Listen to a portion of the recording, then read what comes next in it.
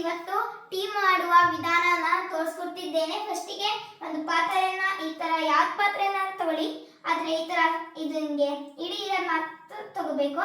ಆಮೇಲೆ ಇದಕ್ಕೆ ಹಾಲು ಹಾಕೊಂಡು ಗ್ಯಾಸ್ನ ಹಚ್ಚಿ ಟೀ ಕಾಯಕ್ಕೆ ಇಡ್ಬೇಕು.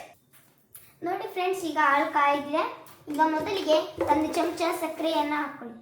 ಸಕ್ಕರೆಯನ್ನು ಟೀಯಲ್ಲಿ ಹಾಕಿ. ಒಂದು ಸ್ಪೂನ್ ಸಕ್ಕರೆ, 2 ಸ್ಪೂನು ಟೀ ಪುಡಿ ಹಾಕ್ರಿ. 1 ಸ್ಪೂನ್, 2 ಸ್ಪೂನ್. ಅದಾದ್ಮೇಲೆ ಕಾಯಕ್ಕೆ ಬಿಟ್ಟು. ನೋಡಿ ಫ್ರೆಂಡ್ಸ್, ಇದು ಟೀ ಆಗಿದೆ. ಈಗ ನಾವು ಕುಡಿಯೋದು ರೆಡ್ ರೆಬಲ್ ನ್ಯಾಚುರಲ್ ಟೀ. ಇದು ಸಖತ್ತಾಗಿದೆ. 5 ಅಂಶಗಳಿರುತ್ತೆ. ಮತ್ತೆ ಶೀತ ಕೆಮ್ಮು ಏನೇ ಇದ್ದರೂ ಕಮ್ಮಿ ಆಗುತ್ತದೆ. ಅದಕ್ಕೋಸ್ಕರ ನಾವು ರೆಡ್ ರೆಬಲ್ ನ್ಯಾಚುರಲ್ ಟೀ ಆಮೇಲೆ ರಿಲ್ಯಾಕ್ಸ್ ಮಾಡುತ್ತೆ. ನೀವು ಬಂದ ತಕ್ಷಣ ಇದನ್ನ ಯೂಸ್ ಮಾಡ್ಬೋದು.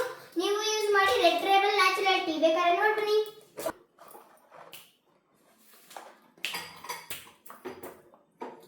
ಈಗ ನೋಡಿ ಟೀ ಆಗಿದೆ. ಈಗ ಸೋಸ್ತಿದ್ದೀನಿ.